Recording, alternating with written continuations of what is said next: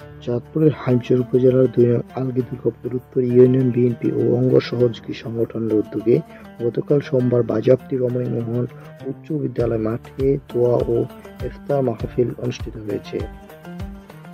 ইফতারের আগে প্রধান অতিথি হিসেবে সংক্ষিপ্ত বক্তব্য রাখেন চাঁদপুর জেলা বিএনপির সাংগঠনিক সম্পাদক মনির চৌধুরী।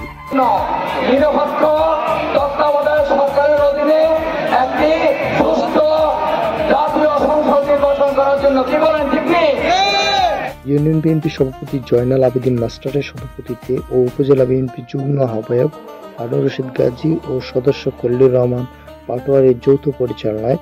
বিশেষ অতিথি হিসেবে উপস্থিত ছিলেন হাইমচর উপজেলা বিএনপির সভাপতি আমিনুল্লাহ ব্যাপারী, সাধারণ সম্পাদক মাজহারুল ইসলাম শফিক পাটোয়ারি সহ বিএনপি ও সহযোগী সংগঠনের নেতৃবৃন্দরা জানান প্রায় 1800 জনকে এই ইফতার খাওয়ানো হয়েছে।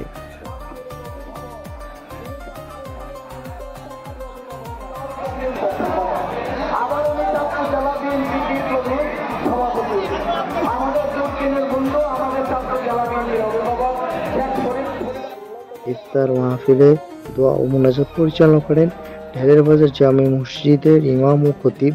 মাওলানা মিজানুর রহমান।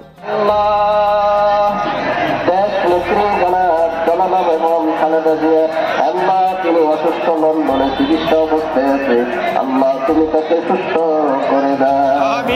আল্লাহ তুমি তাকে দীর্ঘ হায়াত দাও, আল্লাহ তাকে পরিপূর্ণ সুস্থ করে দাও,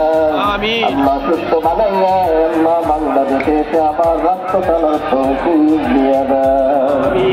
আল্লাহ কেন্দ্রীয় নেতা থেকে শুরু করে আল্লাহ ওয়ার্ড নেতা পর্যন্ত বিএনপির সকল নেতাকে কবুল করে দাও, আল্লাহ সকলকে দেশ চালার তৌফিক দিয়ে দাও, দেশ এবং দেশের সমাজকে আল্লাহ সুন্দরভাবে চালার তৌফিক দিয়ে দাও।